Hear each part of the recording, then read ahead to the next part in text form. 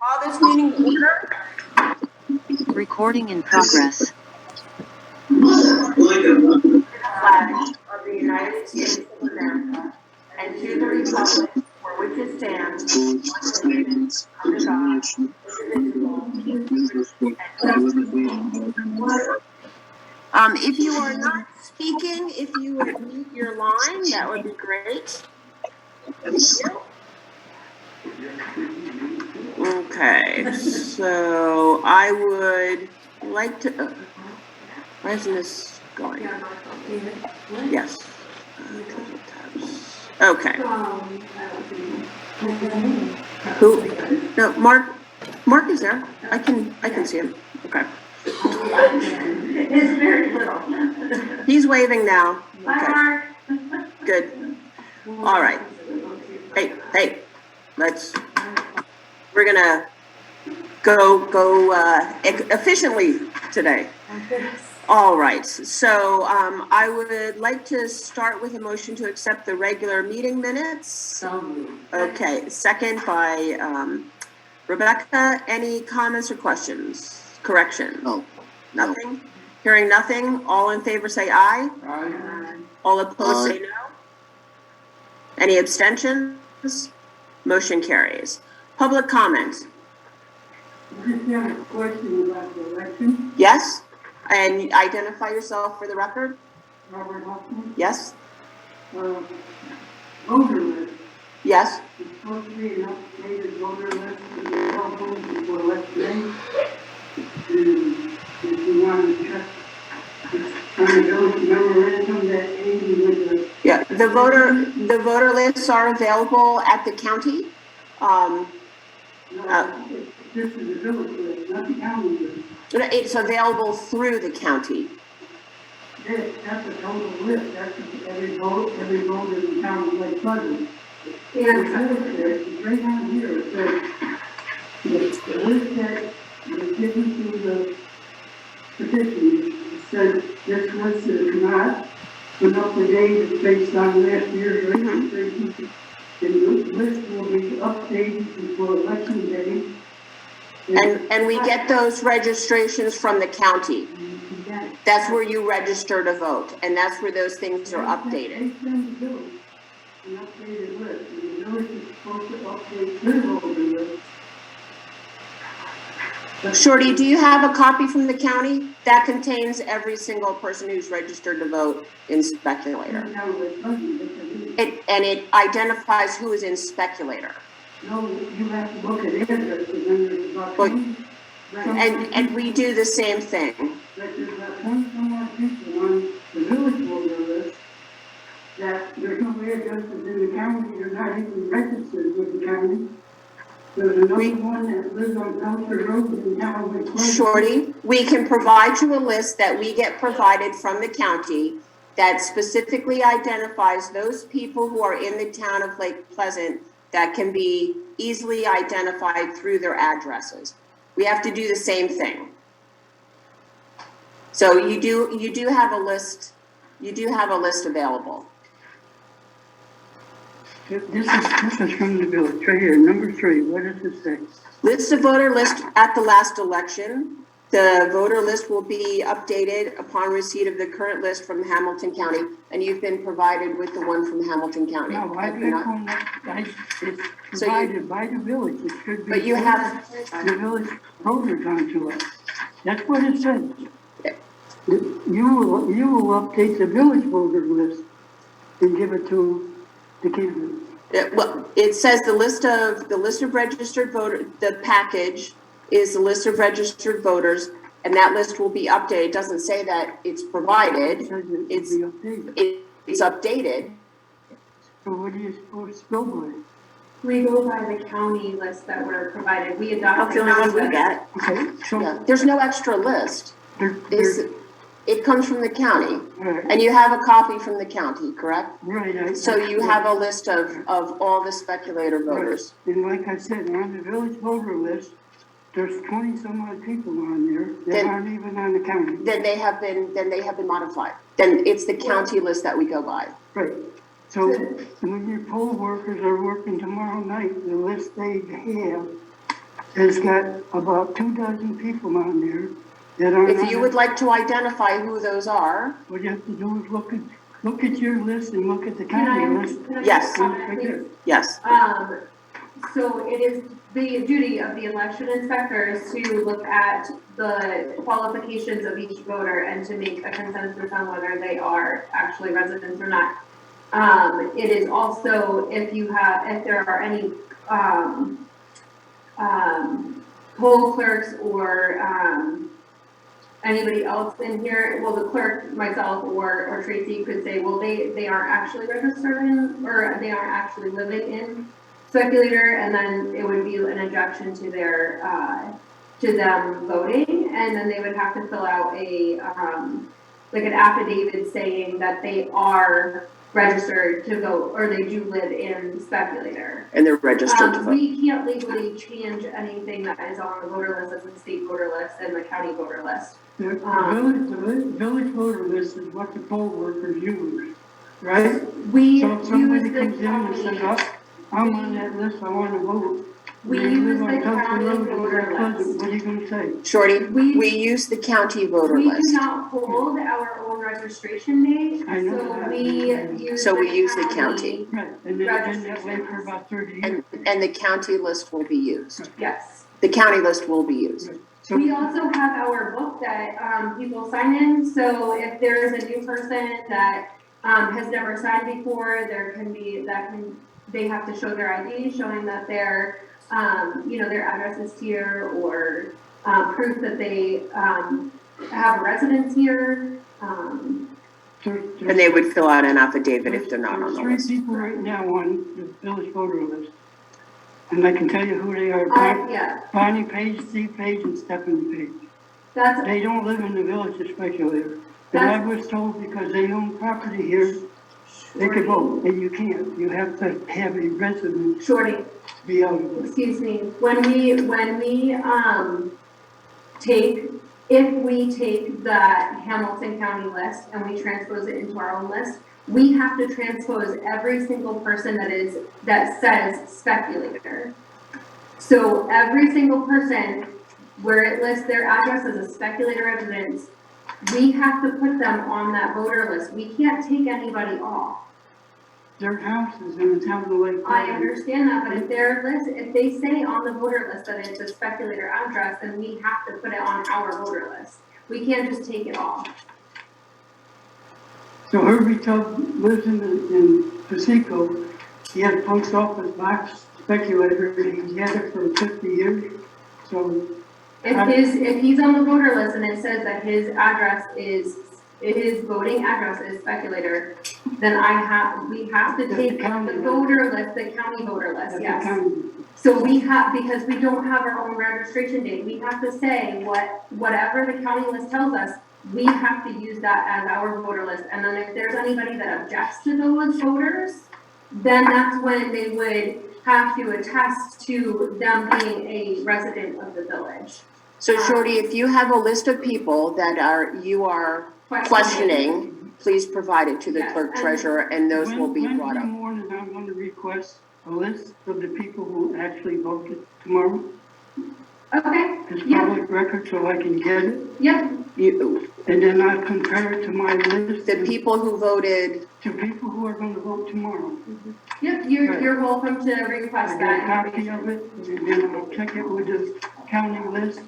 And if there's people on there sure, you can do that that. voted, then we'll go from there. Yep, You can do that, you're okay? welcome to do that. You're within your rights, yep. Right, because I was told by attorney at the Board of Elections in Albany that the post office box number is not considered resident. No, I understand that, but we can only go by what it A says vacant in lot the is county. not a residence, you have to have. That's beyond us. Yeah, that's not We're us. just doing what we're required to do. Right, which so is we provide a don't county. do the registering of voters, that's all done through the No, county but board of when you elections. copy it from the county list and put it on your list for the candidates to use to get a petition, you have to know who was in the village and who doesn't. We don't-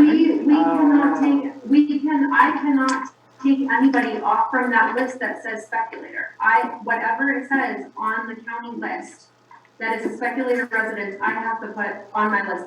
And I haven't, taken that list, like, I use exactly what it says on the county list. Okay, so, there's a 2-minute limit for I just discussion. wanted to bring it Yes. up because No. there's a problem. Yes.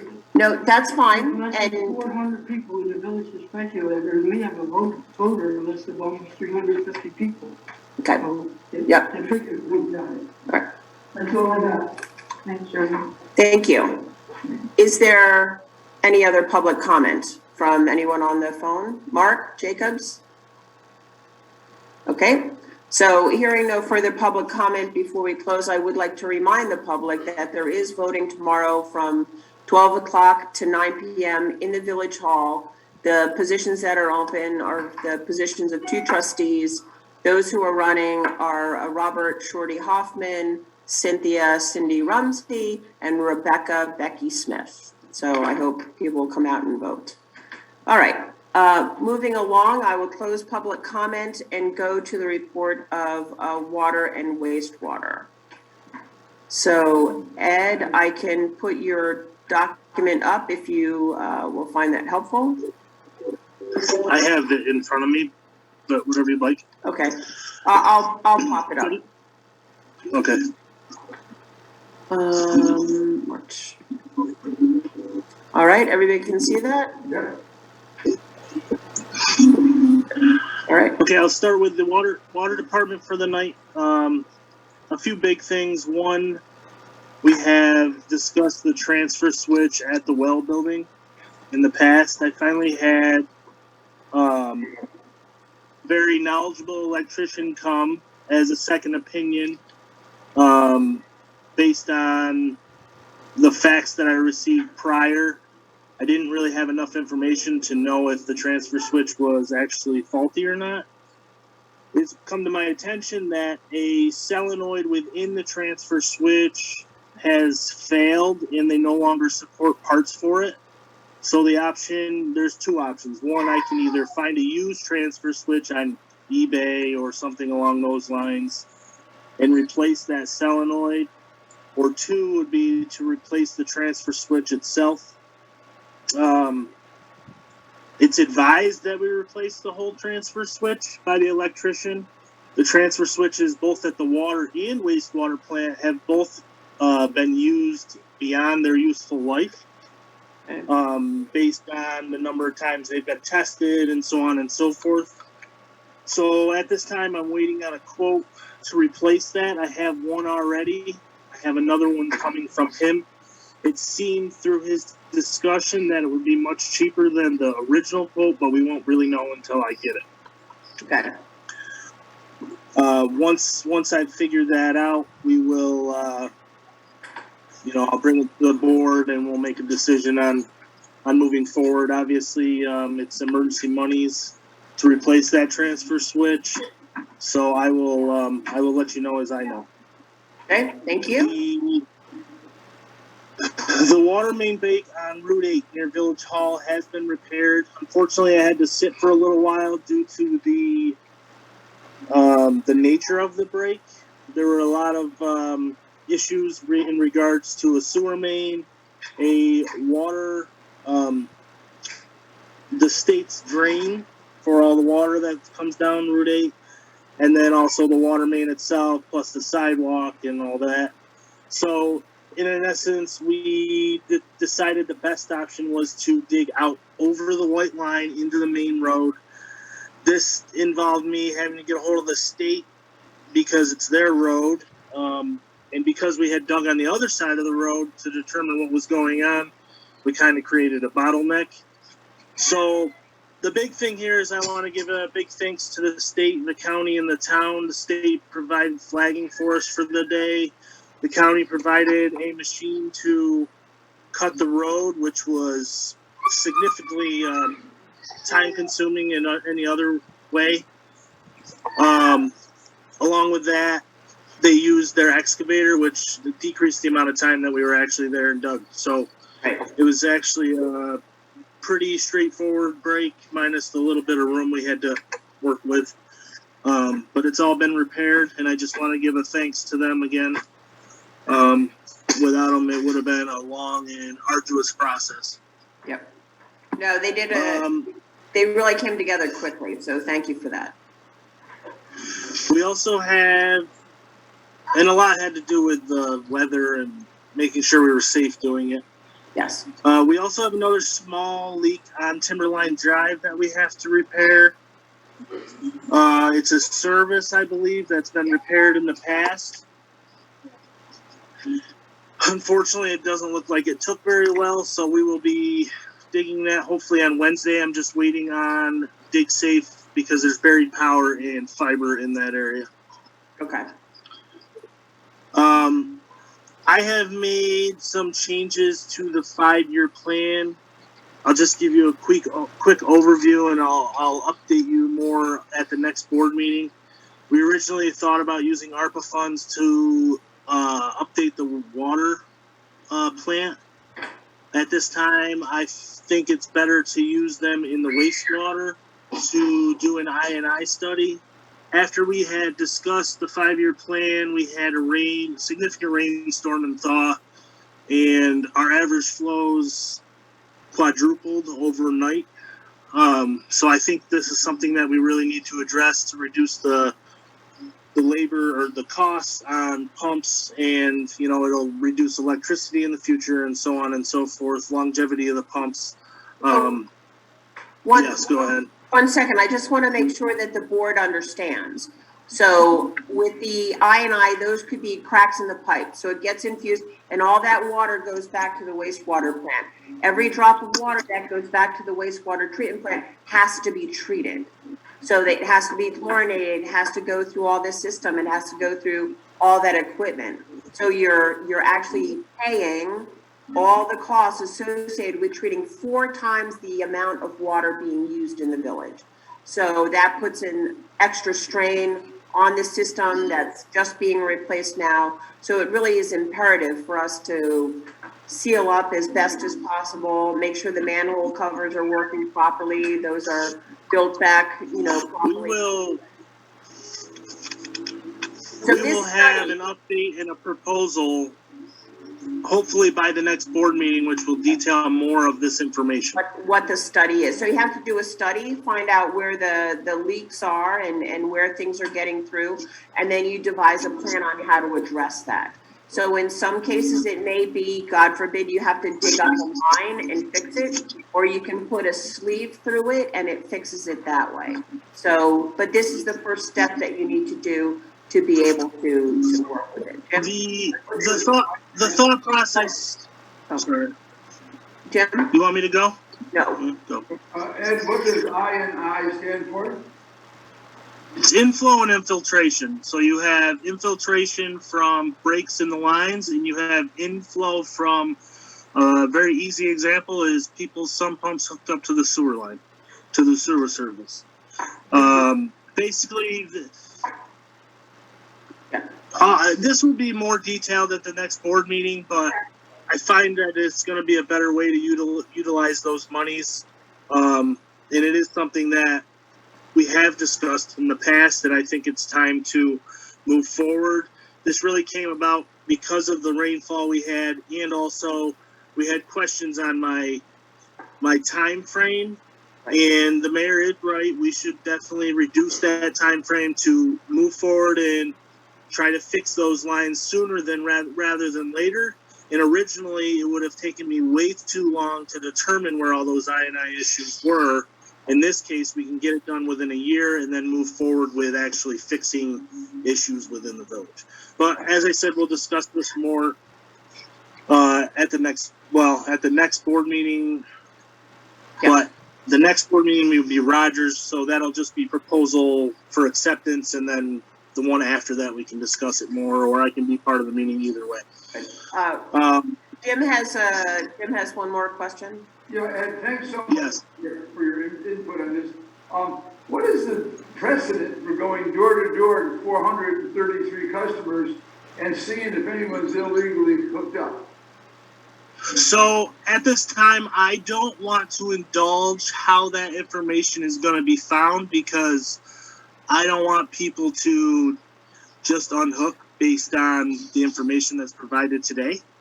That was done in the past, and I think some trickery was pulled. So I wanna kind of keep that to my chest until we can actually move forward with the project. Not to trick anybody or anything, but it is important that we reduce these I&I issues in the village. So, Thank you. if you want to talk to me in private, I will discuss it with you. Yeah, so at this point, Rebecca makes a good question, Trustee Smith. The ARPA funds should be, we don't have an exact proposal yet, but the ARPA funds should be sufficient to cover that. So we wouldn't have And we also additional funds. right. And if they aren't, then we have our fund balance, which we have monies in to work with. Yeah. So- Okay, so I will keep moving then. If I'm that's sorry, okay. one sec, what? So the study gets the information. Yes. And then it's going to do the work based on the study. The study gives us the information to see how big and how bad it is. And then that gives us information to apply for grants. And it also gives us information to actually do the work. So Ed, would you be, if we had to do slip lines or whatever, would you and your team be able to do that, or we would have to contract that out? No, that has to be contracted out. That's a very specific business to do that kind of work. It's Okay. the money that we would apply for grants for. Correct. So that's additional monies that we would apply for grants and funding and make sure it works out of Right. the way.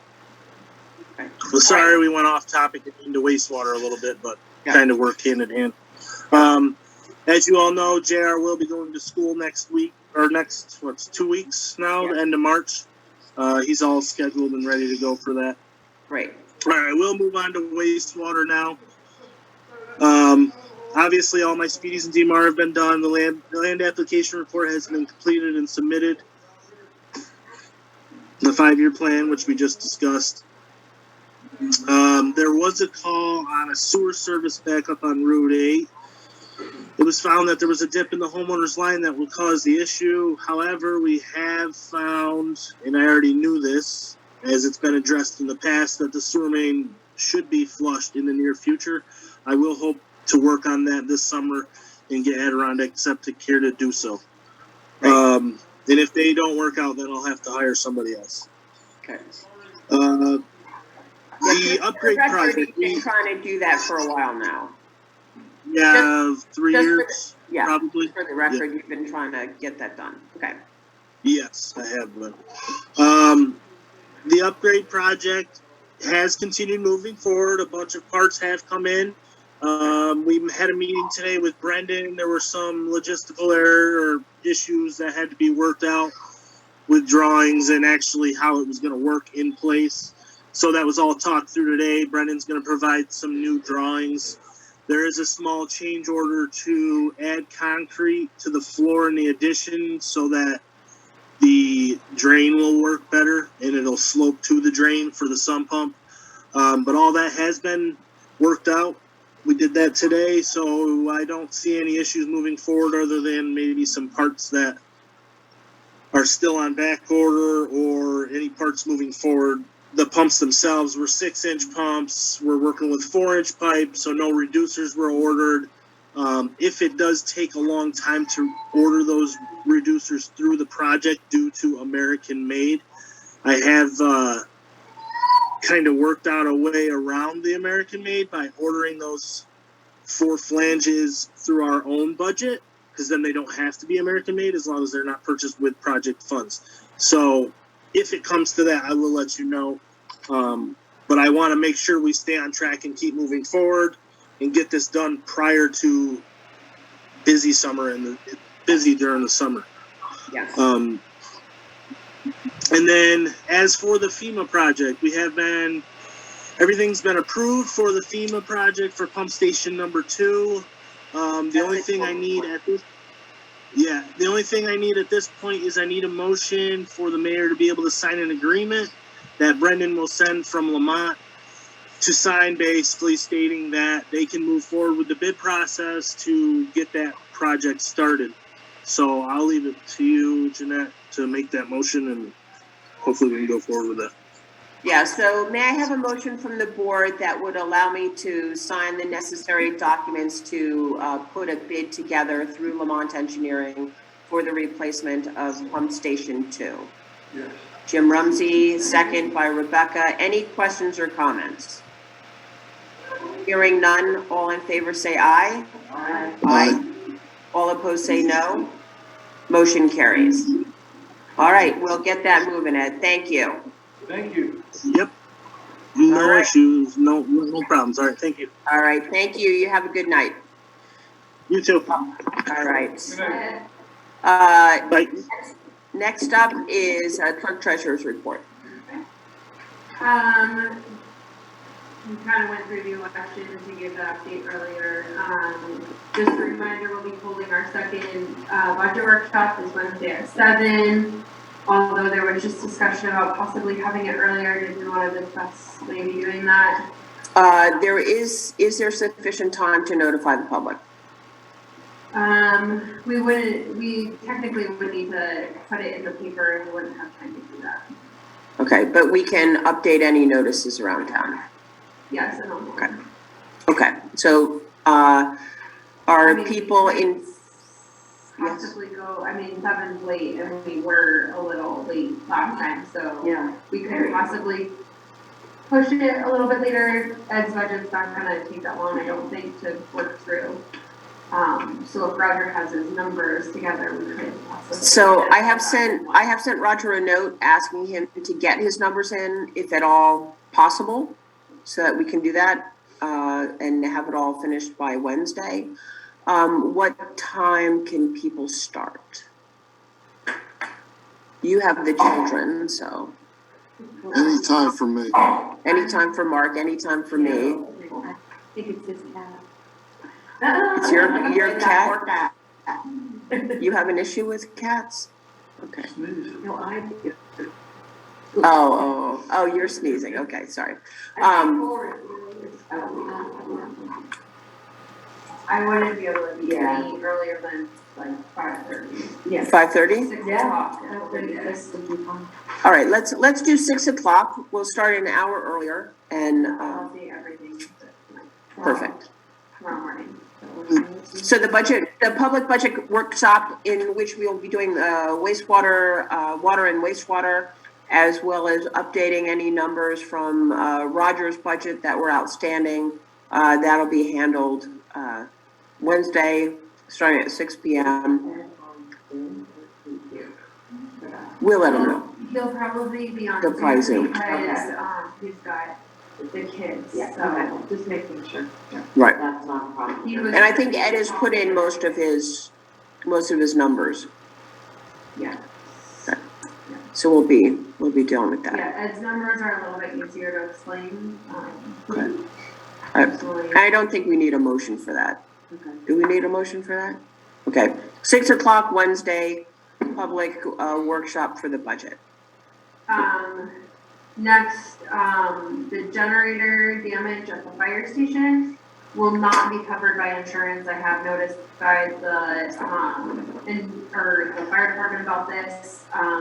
There is a, part in our policy that states that if it is due to rodent infestation or nesting, rodents, animals, that kind of thing, it is not covered. I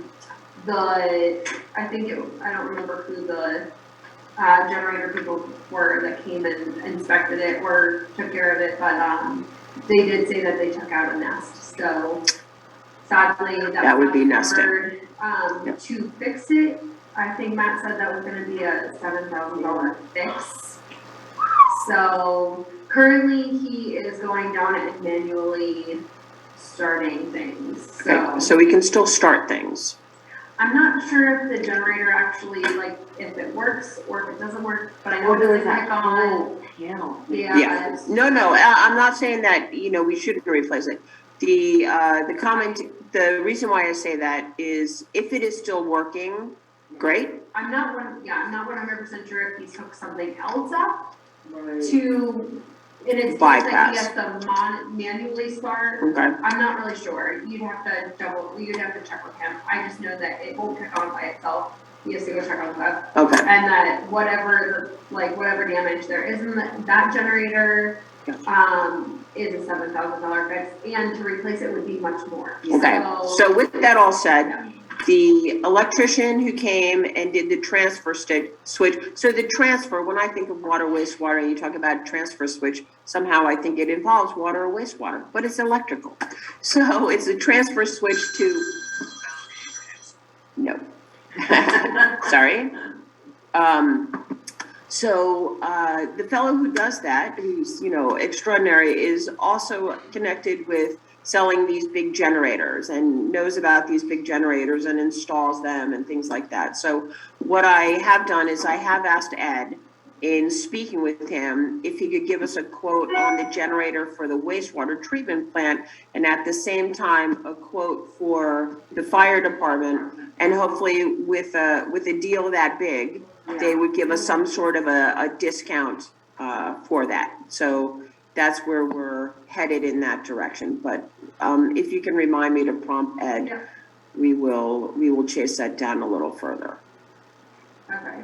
And the fire department in an emergency would be used as a shelter, correct? Yes. Correct. Currently, since it doesn't, Matt did say something because it's not an automatic start. I don't know if he does have to bypass it with something else because he said they wouldn't be able to be a shelter right now. They can't be a shelter? I'm pretty sure he said. Yeah, the school is. I'm like 90% sure that he said that to me the other day. Again. Let's you have to confirm check with him. that. We'll confirm. Let's confirm, and let's confirm with emergency services Yeah. that, as Cindy points out, the school is a designated shelter. It is, yeah. And I don't know if the library is a designated shelter. I don't think the library. Yeah, I think Is the library? Because I know that they were also talking about North Country being a designated shelter, which is not the case at the present time. yeah, I think there's certain requirements to be a designated Correct. shelter and. So I think they were approached. Yeah. They were approached about doing that. I should, yeah. Not a full house generator, but it's portioned, so I think that was part of the Yeah, I issue. think it has to be a full, Right. okay. But still, Yeah, we'll we'll- get some monies related to COVID, if there's another experience similar to COVID, and does any of this fit into that category? We haven't really gotten any monies because of COVID. Well, there is, yeah, but there is a grant, there are funds available to improve your outdoor space Right. and things like that. I don't think it's a really big. Yeah, but I did ask about generators specifically, and that was not part of it. But I'm wondering if I told them that it was a designated shelter. But that doesn't necessarily connect to COVID because you didn't need a shelter during COVID. So during a pandemic, you wouldn't necessarily need a shelter. That's a different kind. No, you wouldn't bring people together with that, no. So, and therein lies, We're looking around and using areas that would, yeah, I will call my contact, Allison Gaddy about that. That seems worth looking into. Yeah. I mean, there might be some state or federal that we can look into.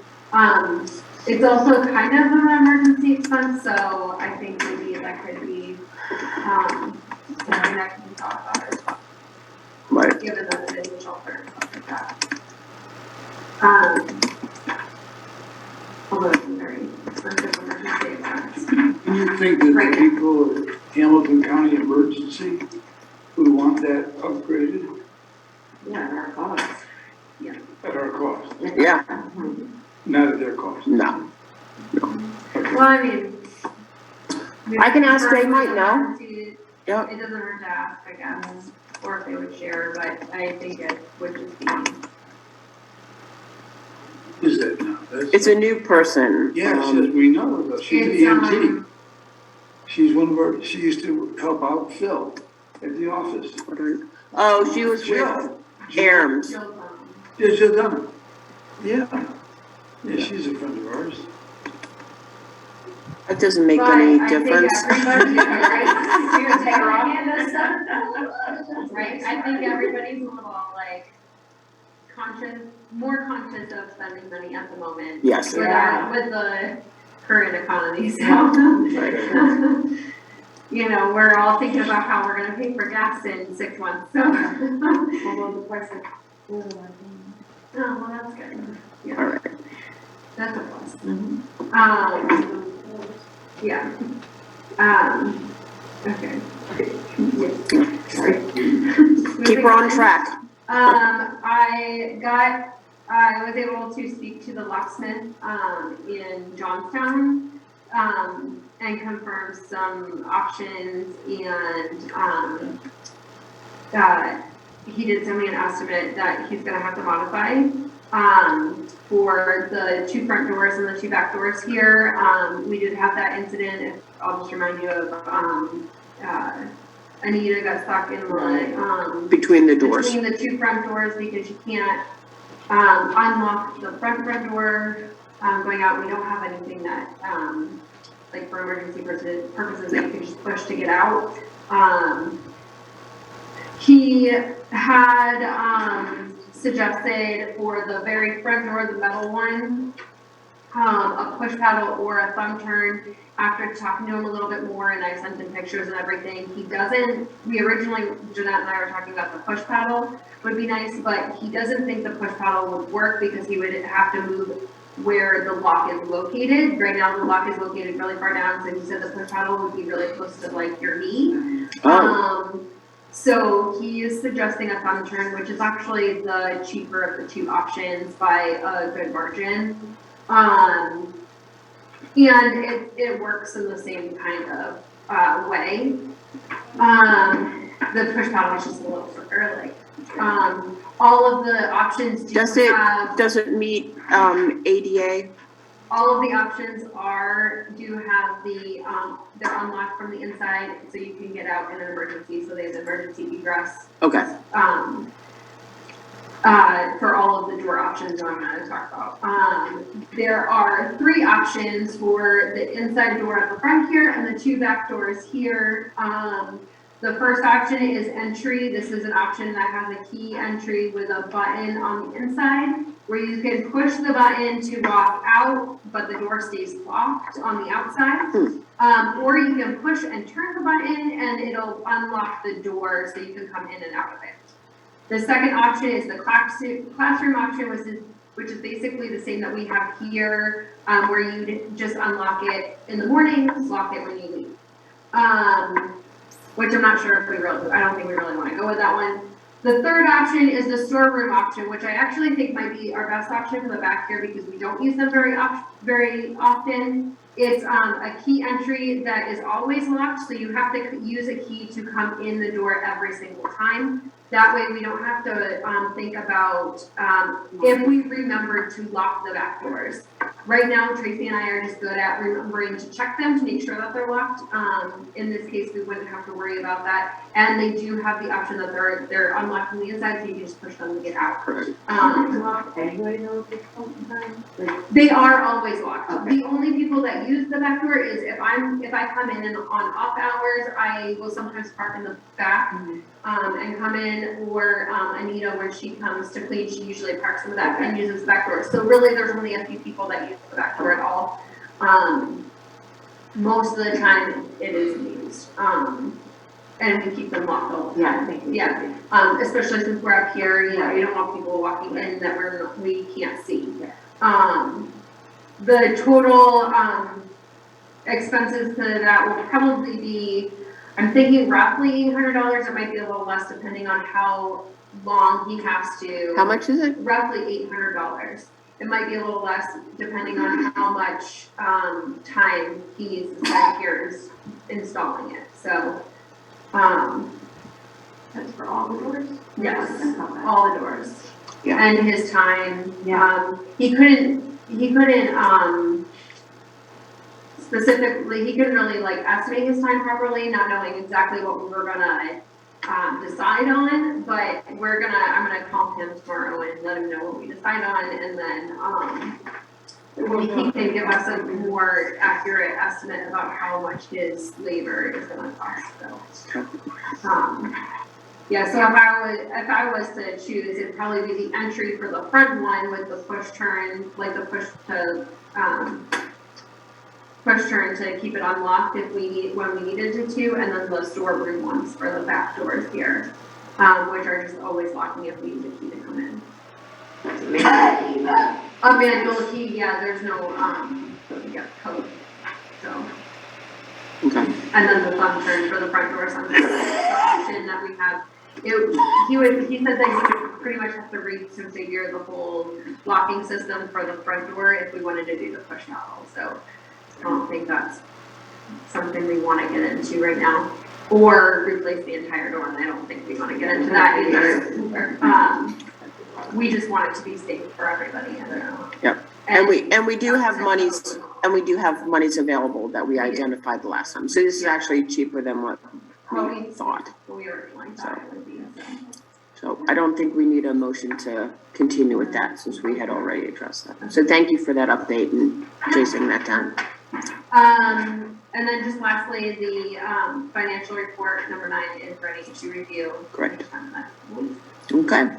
And this is abstract number 18. All right. So everyone has had an opportunity to review the abstract. Yeah. So may I have a motion to approve the abstract number 18? Mark, And Mark. Okay. Any comments or questions? Okay. All in favor of paying the bill, say aye. Aye. Aye. All opposed, say no. All right. Motion carries. Bills will be paid. No real updates on COVID, the FEMA emergency Halloween storm. We are coming down to the final throes of that. There'll be one more meeting.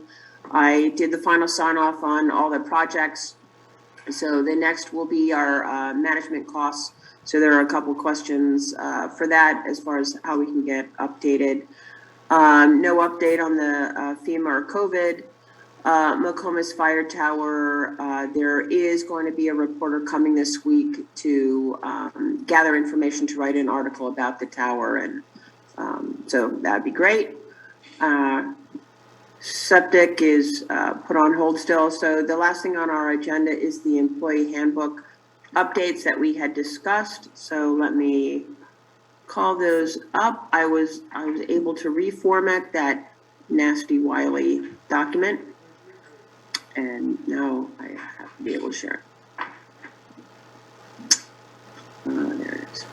Okay, so let's get that up. Okay, everybody can see that? And then let's get it. Sorry. It is in the way of the instructions for Zoom. So it's a little hard for me to play with it. Okay. Review. Come on. Why isn't it? Okay. So the first that just jumped. Oh, farther back. Sorry. There was a delay. Is the change in the welcome section or the introduction section? I'll just flip through. Sorry for those who are getting nauseous, like myself. Okay, so the welcome message. Any comments or changes or corrections to the welcome message? So this updates to the fact that we're addressing new employees as well as those who have been employed with us. Several things to keep in mind. The book, that these are general information and guidelines, not intended to be comprehensive. General policies and benefits as well as civil service, policies and procedures. Everyone okay with that? And we've added that we're an equal opportunity employer. Okay. yes. All right, so I'm seeing all the appropriate nods. Going down, this is going into the employee classifications now. So this was just formatting with my crazy stuff. So now we come to reclassifying the civil service. So this adds in the fact that on September 7th, 2018, Governor Cuomo signed legislation to extend the protection of civil service even to employees who are not civil servants or haven't taken civil service, but they have to be an employee of at least 5 years of continuous service. So that opens up a whole new thing. So is there any comment or question about this section? No. Nope. Okay.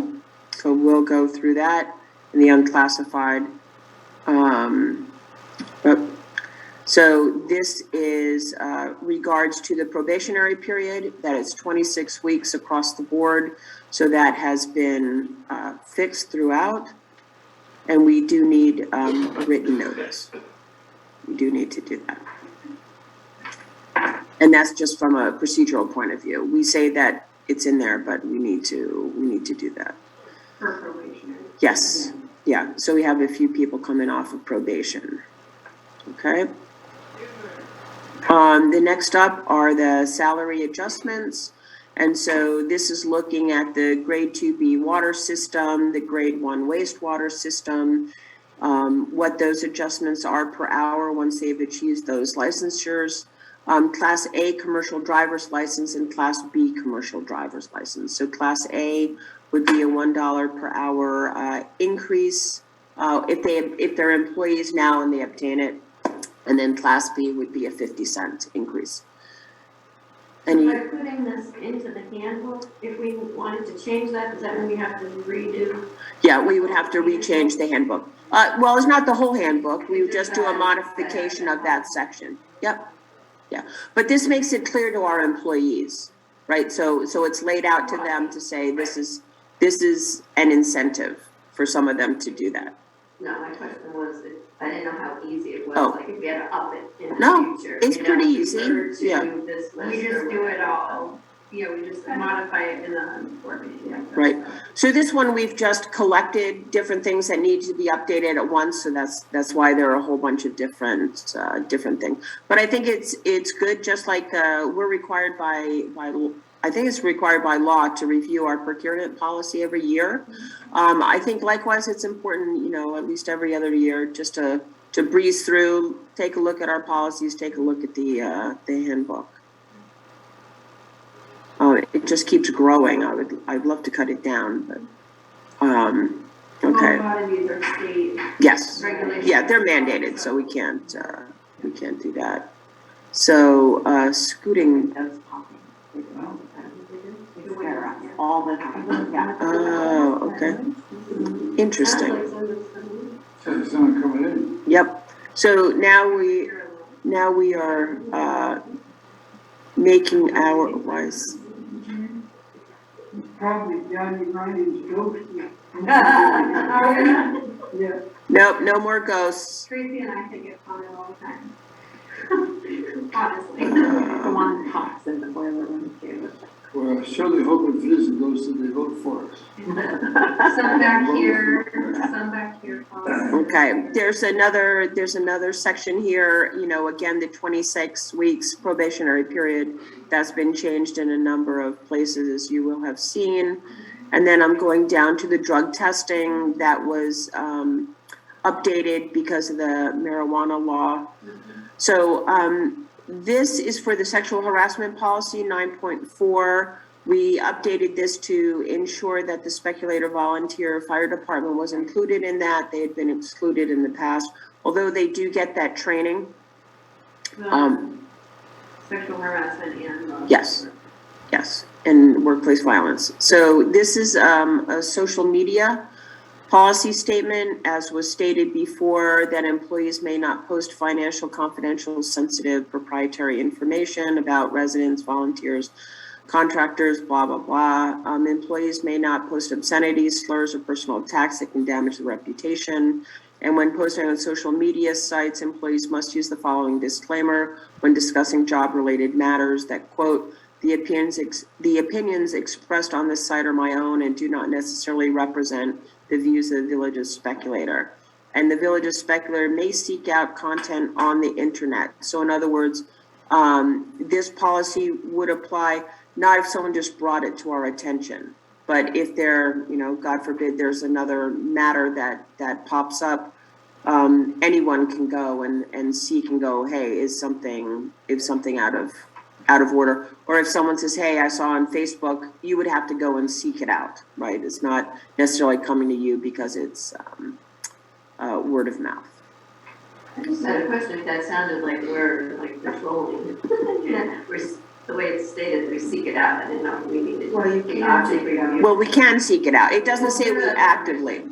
We are able to. There are a lot of employers that will, when you are applying for a job, they will go and look at your social media sites to see, without your consent. I mean, it's a public, especially if you're not a private site, what you have on there is public, so.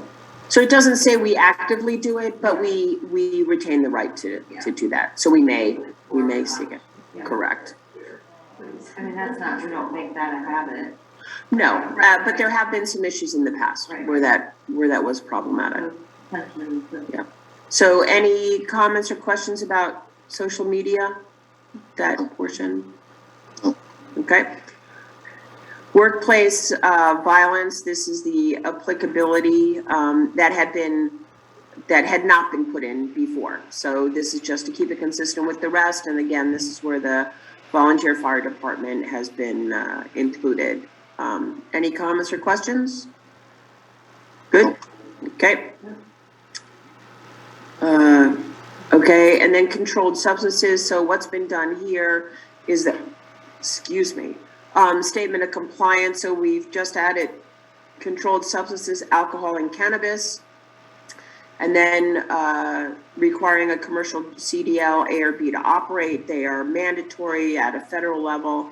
And then we've added in, from a safety perspective, this policy also applies to all village employees that operate vehicles and or equipment regardless of commercial driver's license status. So any comments or questions with that? No. Okay, smoking, what we've done here is we've added vaping to the policy since that's been updated with the laws. So again, it's maintain a smoke-free workplace. Smoking and vaping is prohibited. Smoking and vaping is prohibited. It's prohibited. Any comments or questions about vaping? No. It's bad for your brain. Don't do it. Okay. And your lungs, and yes. And I think that is the end of the update, if I am. I think you had something. At the very end? Acknowledgement. Yes. Where is that acknowledgement? There it is. Okay, so this is the acknowledgement. So this has been modified a little bit based on NICOM documents that they had provided. So I further acknowledge that the employee handbook describes important information about my employment with the village, that I have read or will read the contents of the handbook. I've entered into my employment relationship with the village of Speculator voluntarily and acknowledge that there is no specified length of employment. I understand that I should contact my department head or the mayor if I have any questions that are not answered in the book. And finally, I have received the handbook and I understand that it is my responsibility to read and comply with the personnel policies, procedures, rules, and regulations that are contained in this handbook and any revisions made to it. I understand the employee handbook and the changes contained herein are intended to supersede all prior manuals and guidelines issued by the Village of Speculator. So with this update, all employees will be issued a new copy and they'll have to sign these. Any comments or questions or changes with that? No? Okay. So there ends all the comments and questions. So I would love to have a motion to approve the changes for the update in the employee handbook. Mark makes a motion.